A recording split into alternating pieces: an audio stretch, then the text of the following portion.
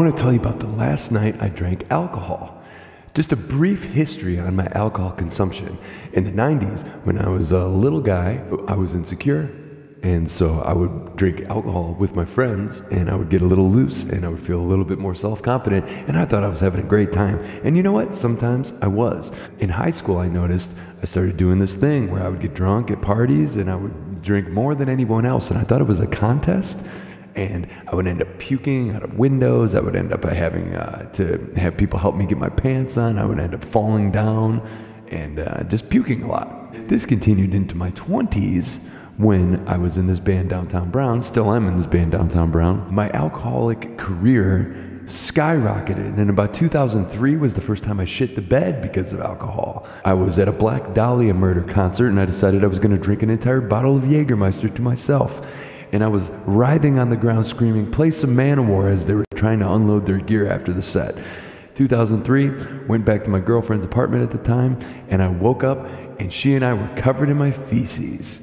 So I remember hosing myself off in her shower and crying, knowing that I had a drinking problem, but not really doing much to fix it. 2004 came. Still drinking. 2005, drinking. 2006, drinking, but like quitting here and there. I would quit and then I would drink. And then I realized I had this thing called anxiety, but I didn't know that that's what it was. And what would happen is I would have this fun little cycle where I would black out 4, 5, 6 days a week on tour, and I would wake up with crippling anxiety attacks where I thought I was going to die. I thought my heart was going to stop, and I needed to go to the hospital right then and there. And that actually landed me in the hospital quite a number of times. I would black out drink, and I would wake up, and then I would have a fucking freak out. And I would tell myself, "You're going to die, you're going to die." And then I would drink in order to get rid of those feelings. So it was a cycle of anxiety attacks and blackout drinking. In 2007, booted from the Warped Tour. It got to the point where I surrounded myself with people where we all just laughed at our blunders. We all just laughed. It was hilarious that we shit the bed. It was hilarious that we pissed our pants. It was hilarious that we fell down and ruined everything and literally lit every bridge on fire. Flash forward to 2008. I'm 250 pounds. That's 50 pounds heavier than I am right now. And I'm sick. I'm in a relationship that I'm unhappy with. She doesn't even really like me. And we're drinking buddies. And her dad makes wine. And I go over to her house and I just get loaded all the time. And I tell them, I'm trying to quit. And they're like, have some wine. And I can't do it. I can't quit. And so it gets to the point where I'm in this terrible, toxic relationship that I'm not into, but I'm sticking with it because of insecurity, because I don't want to be alone. And I'm sticking with the booze because I know nothing else. So flash forward 2008. It is the day before Thanksgiving, and our buddies are on tour with Fishbone, which is an opportunity that I would love to have. So I'm jealous and I'm weird. And I tag along with them and I'm like, yeah. And I just get punishingly drunk, and I just shit in Fishbone's ear the entire night, just a drunken mess, just telling them, oh yeah, fanboying, punishing them with my words, with my activities, just being that drunk guy at the show that won't leave them alone. And later on in that evening, as my friend's band arrived back in Detroit from Cleveland, I woke up covered in their van in my own piss, and that's how I got the name Neil Pee-Pee Pants. The next day, Downtown Brown was opening for Fishbone at St. Andrews Hall, and I was like, yeah. But instead of taking the gig seriously, I decided just to get punishingly drunk in order to get rid of the crippling hangover that I had, the anxiety, and my hands were shaking. I literally thought I was going to die. So I got cripplingly drunk again. And this was the night before Thanksgiving, 2008. And we opened up for Fishbone, and I was on stage asking for shots. I don't know how well we played. I'm pretty sure we didn't play very well, because at the time, my life revolved around getting fucked up, getting rid of this anxiety, and the cycle continues and continues and continues. So I got fucked up, and my girlfriend at the time was at the show, and I was backstage with her, and I was just being fucking super obnoxious, and she was drunk too, and she was pissed at me. She was pissed at me because she knows that every time I went out, I was getting loaded, and I was being grabby, and I was being a fuckhead. And so she gets loaded, I get loaded, we're fighting at the venue, and she decides that she's gonna fucking peace out from the venue And she takes a cab back to her car. Her car is parked like 20 minutes outside of where the venue's at. There's Buff back there. So on the biggest bar night of the year, which is the day before Thanksgiving, my ex decides to take her car and drive it all the way back to her parents' house, which is like a 35-minute drive west from the city. And this is really dangerous considering A, she's super fucked up, and B, it's the busiest bar night of the year, so there's a bunch of other really fucked up people driving on the road. And C, like, she could have got a DUI or she could have killed someone. And this is all just because she's pissed at me. She's in a rage.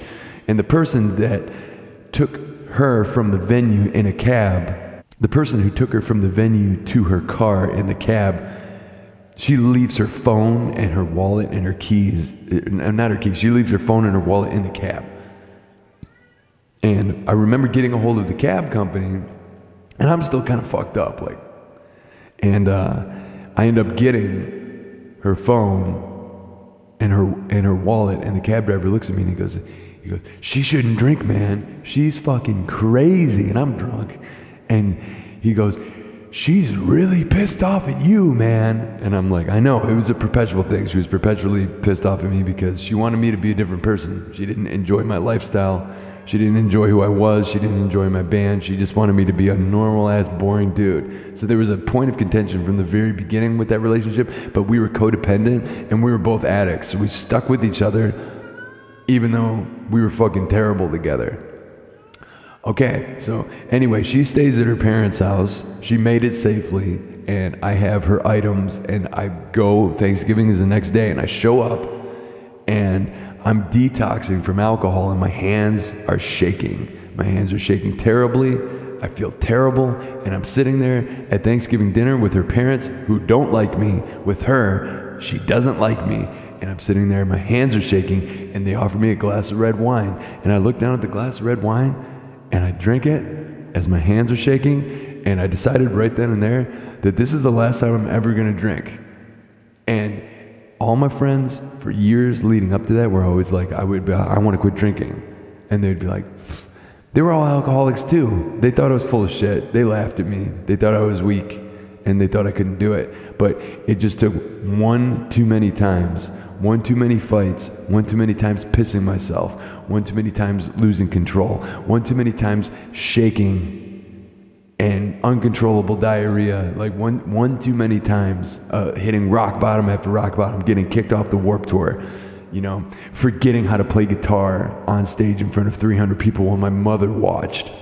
She told me that was the most disappointed she's ever been. You know, one too many times passing out on the fucking toilet, one too many times shitting the fucking bed. And I'm staring down at this glass of red wine, and that was 13 years ago. That was Thanksgiving Day, 2008, and I'm staring down at this glass of red wine, and I told myself, I can't do this anymore, I'm done. And I didn't go to any meetings. I went to one meeting like a couple years back, just to see what it was like, but I just had it. I just had enough. I had enough of the cycle of anxiety and of depression and of despair and just the cycle of fucking getting drunk because I don't know how to operate without it, and then having to drink more the next day because my anxiety was exacerbated to a point where I wanted to be hospitalized. And that was my life. I was 250 pounds. I was a fat, obnoxious fucking alcoholic. And that was 13 years ago. So yeah, that was the last night I ever drank. And regardless of what this holiday is about for you, what this holiday is about for me, is just being grateful that I'm alive and being grateful that I was staring at that glass of red wine and I decided this is fucking enough. So when Thanksgiving rolls around, selfishly, it's, you know, the gratitude is mostly about me being able to fucking turn a new leaf and survive. And yeah, so I'm proud of myself, and I'm grateful to be here. No matter how hard life is, no matter how much my body hurts, no matter, you know, how much I convince myself that I may have failed in life, like, for all intents and purposes, I should be dead. And I'm not. So props to me. Also, it's good to be here. As fucked up as this country is, as fucked up as the world is, and as fucking weird as everything is right now, I'm glad to be here. And so, gobble, gobble, gobble, motherfuckers. I love you, and I'm out. Have a good day.